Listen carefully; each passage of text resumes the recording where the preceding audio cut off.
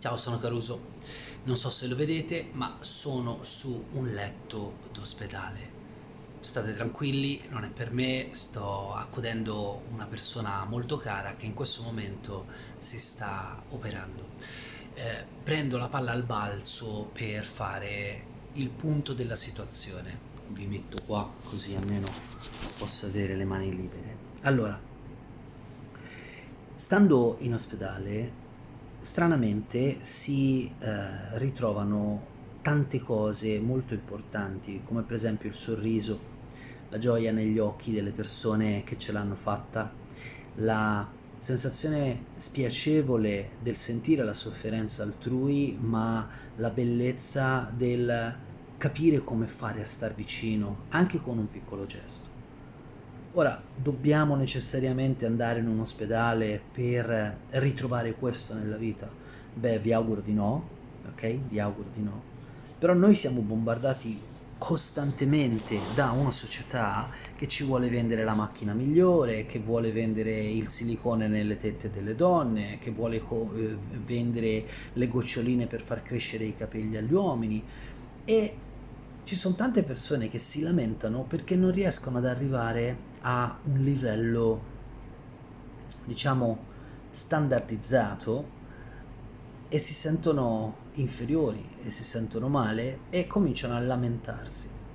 Allora, lamentarsi, e l'ho detto in un podcast, se volete lo potete trovare sul mio canale di ipnosi naturale su YouTube, lamentarsi può essere anche terapeutico per 10 minuti, ma continuare a lamentarsi per cose assurde, come le persone che si lamentano perché non hanno la macchina nuova e non hanno mai dovuto spingerla o non hanno mai dovuto andare a piedi nella loro vita, persone che si lamentano perché non vanno spesso al ristorante e non hanno mai dovuto saltare un pasto perché non avevano i soldi per comprare il cibo, persone che si lamentano che non hanno dei capi di abbigliamento nuovi o eleganti e non hanno mai sentito il freddo, persone che si lamentano che non hanno gli amici, ma non fanno mai niente per essere loro dei buoni amici, madri che si lamentano, o meglio dovrei dire donne che si lamentano del fatto che non riescono a diventare madri, ma evidentemente non hanno abbastanza spirito materno per poter adottare un bambino. Mm? Uomini che si lamentano della propria donna perché magari sta invecchiando e vorrebbero avere una donna più giovane e non si rendono conto che stanno cadendo a pezzi anche loro e le loro performance arrivano a un certo punto. Ok? Tutto questo tipo di lamentele che noi sentiamo costantemente, se impariamo un attimo a guardare qual è la realtà delle cose, ci accorgiamo che in definitiva c'è solo una certezza nella vita, che è la morte. E il miracolo della vita è proprio avere l'opportunità di fare tantissime cose. Uscire fuori, giocare con qualcuno, andare a vedere un tramonto, fare un bagno, mangiare un panino, parlare con qualcuno, scambiare le proprie idee, riuscire anche magari a fare un video per documentare quello che state facendo e condividere con gli altri qualcosa di bello. Di opportunità ce ne sono tantissime. Vedete, nel lavoro che faccio, chiaramente ci sono persone che sono arrivate a un punto della loro vita per cui desiderano dei cambiamenti, ma fin tanto che ognuno di noi non prende in consegna la propria responsabilità del cambiamento, non saremo mai liberi. Mm?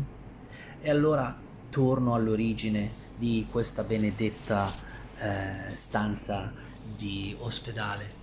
Non è detto che noi dobbiamo per forza trovarci in ospedale per stare male, per vedere la morte, per vedere le persone che soffrono, per poi dopo fare, no, dall'altra parte un resoconto della nostra vita, perché altrimenti facciamo sì che andiamo sempre a cercare qualcuno che sta peggio per giustificare noi che stiamo in quella situazione.